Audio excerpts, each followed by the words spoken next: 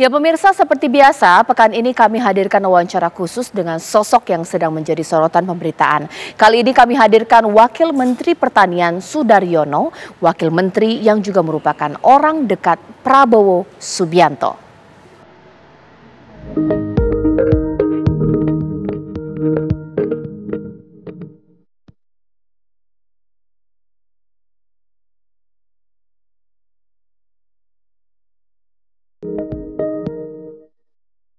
Kamis, tanggal 18 Juli 2024 menjadi hari yang sangat bersejarah untuk Sudaryono.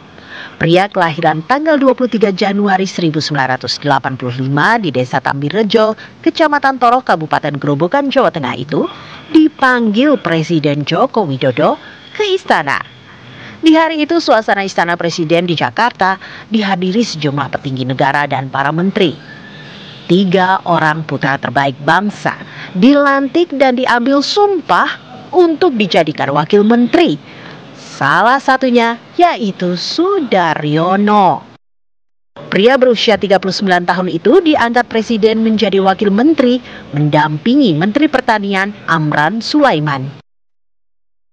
Pria yang akrab dengan panggilan Masdar itu merupakan putra sematawayang dari pasangan suami istri Yahyo dan Suwarni yang berprofesi sebagai petani dan beternak.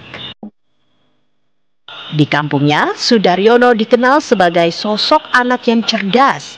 Cita-citanya ingin menjadi guru, membuat semangat belajar Sudaryono lebih tinggi dibanding teman-teman sebayanya. Sudaryono juga anak yang rajin membantu ayahnya bertani. Sejak kecil, sejak SD SMP itu cita-citanya pengen jadi guru. Cita-citanya. Saya mikir, Mas, guru harus kuliah, dana nggak punya. Kalau ada sekolah yang tidak bayar, yang punya beasiswa, jadi bapak ini orang Pationo paling saya bisa meneruskan cuma SMA dong. Selanjutnya saya nggak bisa karena faktor ekonomi, Mas. Kurang dari beberapa bulan lagi masa pemerintahan Presiden Joko Widodo, ia justru melantik 3 wakil menteri baru. Salah satunya orang dekat Prabowo Subianto, yaitu Sudaryono yang juga merupakan mantan sekretaris pribadinya. Sudaryono beberapa waktu lalu dilantik sebagai wakil menteri pertanian. Lantas dalam beberapa waktu yang singkat ini, apa saja yang akan dilakukan Sudaryono dan gebrakan apa saja yang akan dilakukannya, serta tugas apa yang dititipkan oleh Prabowo Subianto. Benarkah pengangkatan Sudaryono menjadi wakil menteri bermuatan politis seperti banyak dibicarakan orang? Di tengah kesibukannya sebagai wakil menteri pertanian, Sudaryono menyempatkan waktunya untuk berbincang-bincang dengan tim TV One Fatimah Albar di kantor wakil menteri pertanian Ragunan, Jakarta Selatan. Assalamualaikum Mas Dar, sehat? Waalaikumsalam warahmatullahi wabarakatuh. Gimana kabarnya? Alhamdulillah, kabar baik. Terima kasih ya. sudah menerima TV One. Ini kayak gaspol banget setelah dilantik langsung kemana-mana begitu ya Mas? Ya, gaspol rimblong. Mungkin kita kilas balik pada saat masa pelantikan ya Mas? Boleh. Saya mendengar Mas Dar dilantik ini H-2 sebelum dilantik. Tapi begitu saya mendengar Mas Dar dilantik, saya ngecek sosial media Mas Dar. Ini justru masih mengupdate seputar kampanye Mas Dar menjadi calon gubernur Jawa Tengah. Ini gimana Mas Dar? H-2 sebelum dilantik masih kampanye sebagai calon gubernur Jawa Tengah, tapi kemudian 2 hari kemudian dilantik sebagai wakil menteri pertanian. Mungkin bisa dijelaskan prosesnya seperti apa? Jadi gini ya, saya itu kan adalah ketua Gerindra Jawa Tengah. Jadi saya ketua partai. Dan tentunya pencalonan gubernur, ya itu adalah satu hal yang orang maju di kontestasi, baik itu pilpres, kemudian pilgub maupun mungkin pilihan bupati atau wali kota. Kalau yang bersangkutan adalah ketua partai, itu ada efeknya. Contoh misalnya kita pileg sudah selesai, kemudian setelah pileg, pilpres, kemudian saya diberi petunjuk untuk maju jadi calon gubernur. Maju itu kan artinya kita menawarkan diri, kita memperkenalkan diri pada rakyat, begitu kita sampaikan diri kita kepada rakyat yang tadinya orang tidak kenal sama sekali, terhadap kita. Orang tahu Gerindra, tapi kan tidak semua orang tahu saya gitu. Yang tahu Gerindra dan tahu saya mungkin hanya kader inti Gerindra, pengurus dan seterusnya. Jadi sebetulnya proses pencalonan gubernur itu menjadi bagian yang baik secara istilahnya secara pembinaan partai, secara penguatan struktur partai, secara menyemangati pasukan, secara kita ngetes mesin partai politik kita gitu. Jadi tentu saja dari awal waktu saya maju ya tentu ada risiko. Risikonya itu di 2 tahap. Saya selalu mengatakan kita itu naik gunung. Gunung yang pertama yang harus saya daki adalah saya berjuang supaya saya survei bagus, angka bagus, diterima banyak orang dan lain-lain dan seterusnya, sehingga misalnya ada rekomendasi gitu. Nah, gunung yang pertama ini saya daki, pun orang bilang, kan Mas, kan belum tentu nanti rekomendasinya ke Mas Dar. Tapi saya melihat langkah ini nggak rugi. Beda kalau saya ini misalnya bukan ketua partai ya, misalnya saya tokoh non partai gitu, non partai kemudian maju jadi calon gitu kan, mungkin secara istilahnya kalau nggak jadi maju ya rugi udah. Meninggalkan sisa namanya dikenang orang gitu. Tapi karena saya ketua partai, jadi kita bergerak itu sebetulnya sambil nyemangatin, ayo gitu, menyemangati semua jaringan dari mulai provinsi, kabupaten, kecamatan, kemarin yang sudah berjibaku berjuang di Pilpres dan Pileg, kita semangati lagi dan eager, semangat, girohnya tuh muncul gitu. Sehingga saya dari awal memang ada risiko gunung ini tadi, gunung pertama ini bisa nggak saya lewati gitu. Ada risiko 50% bisa dan 50% kan tidak bisa. Tapi bisa dan tidak bisa tetap secara jaringan, pembinaan pasukan, menyemangati pasukan, mendisiplinkan pasukan, memanaskan mesin partai, memanaskan mesin relawan dan lain-lain itu menjadi sebuah keuntungan secara politis yang saya terima gitu. Jadi tentunya ya di ujungnya kan keputusan diambil gitu. Nah, keputusan apapun yang diambil dan itu saya sebagai kader yang loyal, kita siap gerak, kita laksanakan dengan sebaik-baiknya. Apa ini tidak begitu tiba-tiba begitu Mas? Yang tadinya begitu siap di Jawa Tengah, tiba-tiba menjadi Wakil Menteri Pertanian. Seperti apa Mas Dar melihatnya? Ya sebetulnya gini, saya paham ya. Ini kan ada Pak Prabowo terpilih jadi presiden. Kemudian kita tahu salah satu sektor yang memang menjadi utama prioritas beliau adalah sektor pangan. Makan siang atau makanan bergizi yang gratis disediakan negara itu ya, tapi juga kedaulatan pangan, kedaulatan energi, pertahanan keamanan, kemudian juga ada pertumbuhan ekonomi. Nah, jadi menjadi gubernur itu juga adalah jalan baik, dan menjadi teknokrat dalam hal ini masuk ke kementerian juga menjadi jalan yang baik. Nah, menurut saya di ujungnya ya, pertimbangan untuk saya harus kemana dan kemana itu menjadi kebutuhan pimpinan gitu, kebutuhan pimpinan dalam hal ini adalah Pak Prabowo, di mana Pak Prabowo adalah keberlanjutan dari presiden sebelumnya yaitu Pak Jokowi yang saat ini masih menjabat begitu. Sehingga orang kan mengatakan kepada saya, oh Mas Dar ini berarti maju karena ini karena itu, dengan banyak asumsi ya. Kita tidak bisa kontrol asumsi orang. Tapi di sini secara umum di ruang publik saya sampaikan bahwa tentunya pimpinan mengambil langkah untuk saya akhirnya jadi Wakil Menteri Pertanian itu dengan ada pertimbangan dan bisa saya jelaskan.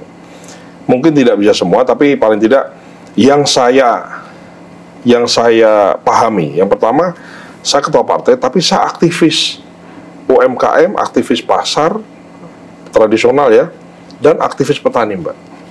Itu satu. Jadi saya udah lama memang membina komunitas kelompok tani, saya bikin organisasi Tani Merdeka, yang tadinya hanya di Jawa Tengah, tapi akhirnya se-Indonesia ada semua.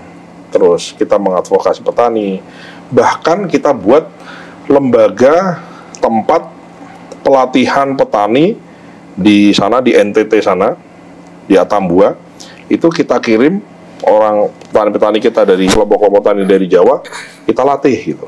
untuk misalnya latihan hari ini, tanggal 30 ini pulang mereka, 12 hari di sana. Dilatih tentang metode tani Nusantara. Apa itu? Bertani dengan sedikit pupuk kimia atau bahkan tidak menggunakan pupuk kimia sama sekali, itu dilatih.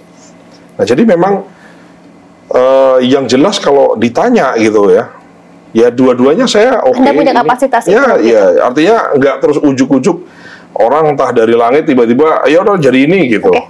Sebenarnya tugas khusus apa Mas yang diberikan oleh Ketua Umum Partai Anda Pak Prabowo Subianto hingga akhirnya berubah begitu cepat? Yang tugas khusus pertama tentu kan memenangkan kontestasi Pilpres beliau, itu tugas paling utama lah. Ya begitu menang saya anggap ya saya jujur aja, begitu beliau menang nih, Pak Prabowo Mas Gibran menang tuh mungkin bisa dibilang 70% beban hidup itu inilah. Saya jujur, saya orang yang dari bukan siapa-siapa, saya lahir dari orang desa, diajari, dididik, dimentori oleh Pak Prabowo. Jadi buat saya apa ya, Pak Prabowo jadi presiden itu more than enough gitu. Sebetulnya saya nggak pernah bercita-cita saya jadi gubernur, saya nggak pernah bercita jadi menteri. Cita-cita saya adalah saya ingin melihat bapak, orang tua, ayah, bos, pimpinan, ketua umum saya jadi presiden. Pada kenyataannya setelah terpilih, kemudian ibaratnya ada semacam petunjuk untuk try gitu, mencoba untuk menawarkan diri kepada rakyat sebagai kandidat calon gubernur, dan saya lakukan. Karena dan terlihat sangat siap begitu. Ya, siap dan tidak siap saya kira ya ini ya, ini kan lomba ya, lomba banyak-banyak yang nyoblos ya. Nah, untuk orang sampai ada willingness untuk nyoblos, itu kan berarti dia harus suka. Jadi dia mau nyoblos. Kenapa kamu nyoblos? Karena saya suka. Kenapa kamu suka? Karena saya tahu. Kok kamu tahu? Ya karena terkenal.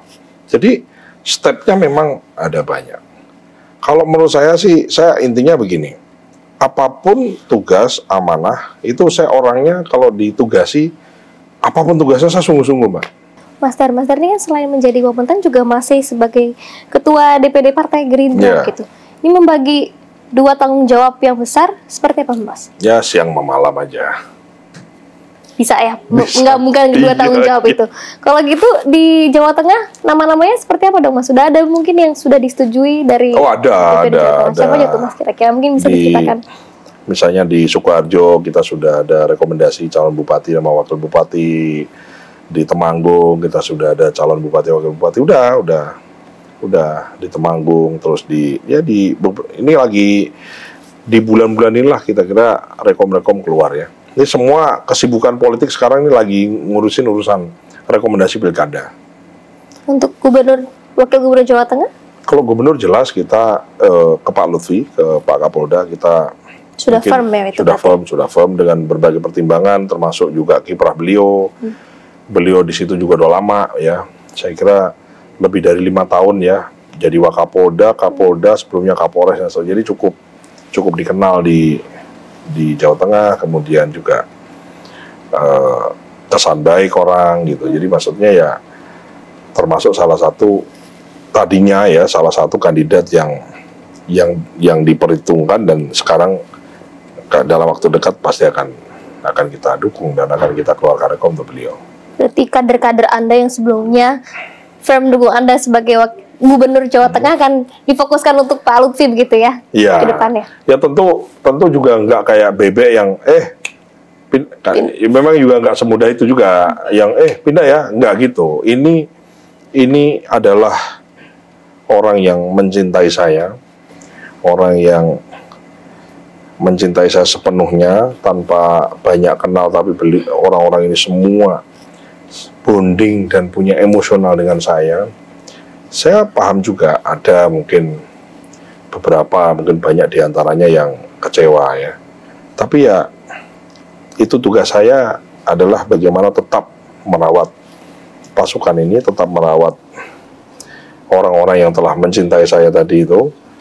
Dan tentu saja itu tugas saya untuk, ya ada yang memang langsung samina watona gitu ya ada. Tapi banyak diantara saya harus akui bahwa ada beberapa yang masih mangkel lah gitu. Ya tentunya itu tugas saya untuk saya harus menjelaskan lebih lebih. Dan termasuk ya mungkin tayangan ini juga barangkali juga memberi kepastian terus dan seterusnya dan seterusnya. Jadi ya coba saya ini sih Mbak cukup surprise sih. Saya dalam waktu kampanye sekian pendek ya, cuma 3 bulan lebih lah, 3 bulan ya 4 bulan kurang, bisa bonding dengan banyak orang sedekat atau sedalam itu gitu. Ada yang sempat menangis, ada yang itu. Nah, tentu ini menjadi itu biasa. Tentu saja sama seperti kemarin misalnya kalau kita lihat Pak Prabowo bergabung ke Pak Jokowi gitu kan, banyak juga yang kecewa. Tapi toh akhirnya setelah kita berjalannya waktu ya kan, pendekatan, kita kasih penjelasan, saya kira rasa cinta itu kan nggak mudah hilang, ya kan? Yang bahaya kan kalau terlalu cinta itu biasanya jadi benci. Intinya siap menjalankan sebagai Wakil Menteri Pertanian, sebagai Ketua DPD Gerindra Jawa Tengah. Gas. Baik. Ya. Terima kasih, terima kasih, Mbak Fatima, terima kasih. Kita tunggu gebrakannya selama kurang dari 3 bulan ini sebagai Wakil Menteri Pertanian. Sekali lagi saya ucapkan terima kasih. Terima kasih. Terima kasih. Thank you. Ya, pemirsa, itulah wawancara kita dengan Wakil Menteri Pertanian Mas Sudaryono. Tentunya kita akan tunggu kiprahnya untuk pertanian Indonesia.